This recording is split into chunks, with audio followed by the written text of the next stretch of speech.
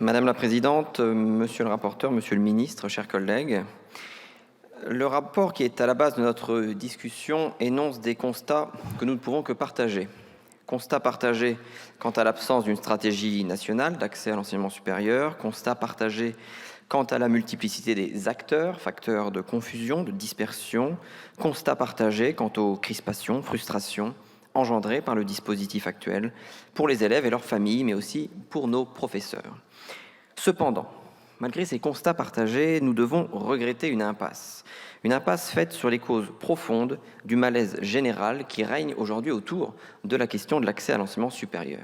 Car le gâchis collectif que constate à juste titre ce rapport trouve d'abord ses racines dans une posture idéologique qui abîme depuis trop de décennies notre système éducatif.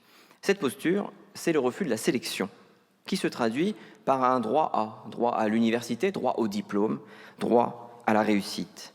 Une posture idéologique dangereuse et à nos yeux hypocrite pour les jeunes élèves de ce pays. Il faut en effet regarder les choses en face, soumis au carrousel perpétuel des réformes, aux exigences contradictoires, à la pression d'une vision qui oublie la mission fondamentale de l'école.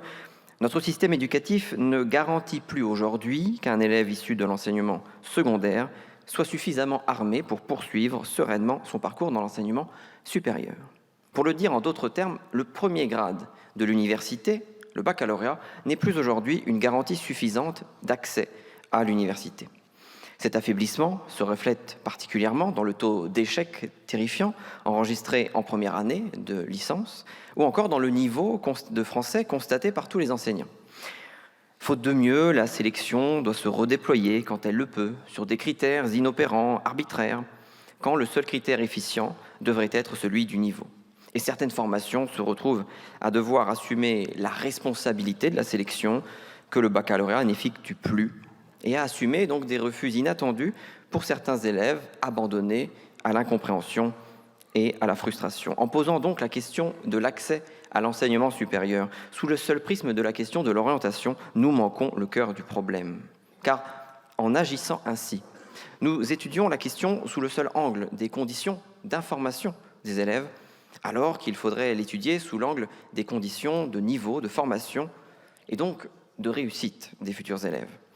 Des conditions de niveau qui nous amènent à nous interroger aussi sur les conditions d'évaluation des dossiers à l'entrée de l'enseignement supérieur. Dans ce domaine, il faut dire combien les récentes réformes du lycée auront été délétères et tout spécifiquement l'instauration du contrôle continu qui brouille la lecture des dossiers de nos élèves. Sous l'effet de cette disposition, la note a cessé d'être une représentation objective d'un niveau acquis pour devenir l'objet de négociations constantes, d'harmonisation successive, une source de tension extrêmement forte entre les familles et les professeurs. Chers collègues, à l'Union des droites pour la République, nous ne craignons pas d'assumer qu'il ne saurait exister d'accès à l'enseignement supérieur sans sélection. Plus encore, nous ne craignons pas d'assumer que la sélection est un gage de réussite pour tous dans l'enseignement supérieur et qu'il nous faut aujourd'hui réfléchir aux moyens d'inverser la dynamique de massification à l'œuvre depuis des décennies et dont nous vivons aujourd'hui les conséquences désastreuses, notamment dans les filières généralistes.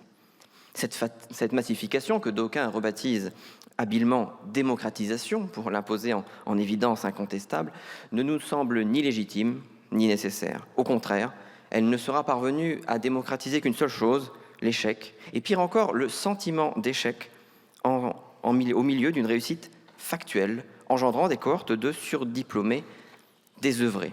En effet, nous avons provoqué avec la massification une dévaluation des diplômes, devenus pour certains de véritables assignats universitaires ne valant plus beaucoup plus que la valeur de leur papier. Ce refus de la sélection a dévalué le baccalauréat, la licence et bientôt le master.